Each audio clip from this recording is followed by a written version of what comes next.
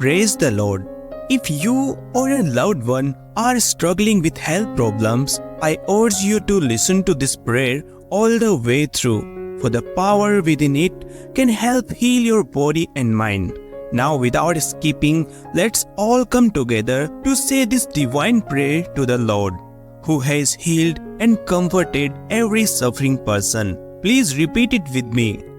Merciful Lord Jesus, I open my heart before you and surrender my pain to you. You know how tired and discouraged I am.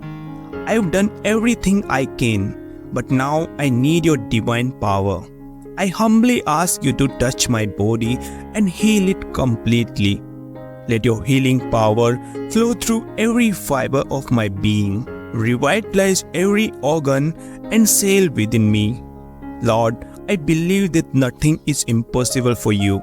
You gave sight to the blind, made the lame walk, and brought the dead back to life. Please make me a part of your miraculous healing.